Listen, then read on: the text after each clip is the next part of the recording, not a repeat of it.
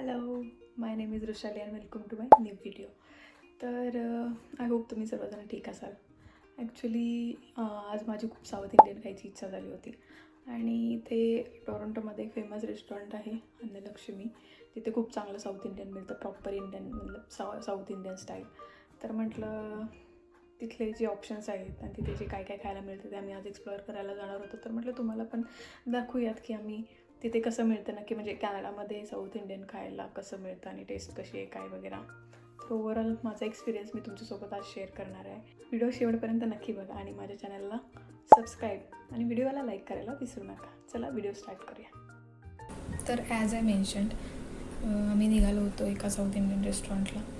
तर आम्ही बसची वाट बघत बसलो होतो कारण आम्हाला जायचं होतं टोरंटो इंडियन स्टेशनला. आणि मग आम्ही छोटा मोठा प्रवास करून टोरंटो इंडियन स्टेशनला पोचलो आणि स्टेशनवर पोचता डायरेक्ट आम्ही घुसलो फूड कोर्टमध्ये, कारण आम्हाला साऊथ इंडियन रेस्टॉरंट शोधायचं होतं. तर तिथल्या फूड कोर्टमध्ये आम्हाला साऊथ इंडियन रेस्टॉरंट मिळालंच नाही, त्यामुळे माझा मूड ऑफ झाला होता. तर मग आम्ही जरा मॅपवरती इकडे तिकडे सर्च केलं आणि फायनली आम्हाला सापडलं होतं एक रेस्टॉरंट. तर आम्ही लगेचच तिकडे जायला निघालो. जाता जाता आम्हाला हा CN टॉवर पण दिसला. सो तिथे छोटे मोठे व्हिडिओज आणि फोटोज काढले कारण व्ह्यू एकदम जबरदस्त होता. तर मग शेवटी आम्ही असेच चालत चालत त्या आमच्या डेस्टिनेशनला पोचलो, त्या साऊथ इंडियन रेस्टॉरंटला पोचलो ज्याचं नाव होतं अन्नलक्ष्मी. रेस्टॉरंट दिसायला तर चांगलं होतं, इंटेरियर पण एकदम चांगलं होतं आणि ॲम्बियन्स पण भारी वाटला मला तिथला. तर भूक लागली होती म्हणून आम्ही डायरेक्ट मेन्यूज मागून घेतला त्यांच्याकडून. माझं तर आधीच ठरलं होतं की मला खायचा होता डोसा.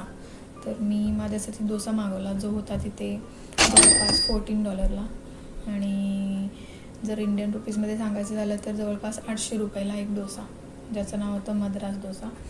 तर त्याचबरोबर आम्ही मागवली पनीर बिर्याणी जी होती $16 आणि इंडियन रुपीजमध्ये सांगायचं झालं तर जवळपास ₹1000. तर ते रेट बघून आम्हाला असं झालं होतं की ठीक आहे, पण आम्हाला खायची इच्छा होती म्हणून मग चला म्हटलं ही ट्रीट समजूत आणि करूयात ऑर्डर. आणि त्याचबरोबर आम्ही एक छोटासा व्हेज बिर्याणी कॉम्बो पण मागवला होता आणि ही होती पनीरची बिर्याणी जी दिसायला तर एकदम भारी वाटत होती. आणि मग आला फायनली माझा फेवरेट असा डोसा. तर डोसा पण दिसायला एकदम क्रिस्पी आणि टेस्टी वाटत होता. तर मी इकडे तिकडे वेळ न घालवता लगेचच खायला घेतलं. तर डोसा एकदम भारी वाटला नाही मला, तर ठीक आहे, चांगलं होता. म्हणजे आपण इथे काहीच नाही मिळण्यापेक्षा हे मिळालेलं तरी चांगलंच आहे. सो मी खाल्ला मग डोसा आणि जर त्याला रेटिंग द्यायचं झालं तर out of 10 I will give 7.